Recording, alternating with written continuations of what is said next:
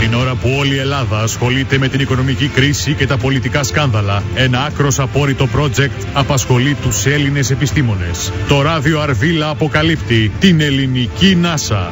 Μάσα, μονάτζα απίστευτων συμπαντικών ανακαλύψεων.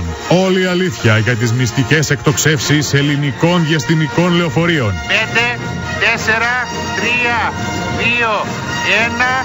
Παιδιά, σχολάσαμε. Αύριο πάλι η εκτόξευση αναβάλλεται για αύριο. Τη μυστική διαστημική βάση στο Cape Karaburunaki.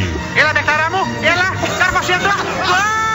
Τον ελληνικό διαστημικό σταθμό. Ένα μιλάμε και ένα ποτίκι μέσα, σαν άλογο είναι, έλα να δεις. Τις μυστικές αποστολές σε άλλους πλανήτες. Κέντρο, είμαστε έτοιμοι για την αποστολή στον Πλούταρχο. Στον Πλούτονα βρε του βάρη, όχι στον Πλούταρχο. Και κλείσε τη μουσική τώρα. Και τις αγωνιώδεις επισκευές στο διάστημα. Δεν μπορώ να το βγάλω, ρε μαλάκα. Βάρα το κανένα δυο κλωτσιές να στρώσει, ρε γαμπτό. Έλα, κόψε το λίγο αριστερά. Έλα, πάρ' το ευθεία τώρα όπως είσαι. Ποιος μαλάκας έφερε το εγχειρίδιο στα κλικάρε. Δεν καταλαβαίνω τι. Θα μ' ανοίξετε, ρε μαλάκες. Πούτιασα εδώ έξω. Άντε ξυπνάτε. Η κατάκτηση του σύμπαντος είναι υπόθεση ελληνική. 5, 4, 3, 2, 1. Έφυγες. Άιντα, πάμε ένα καλαματιανό.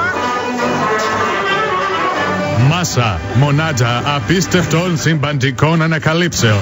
Με τόσα ούφο στην Ελλάδα, το διάστημα μας ανήκει δικαιωματικά.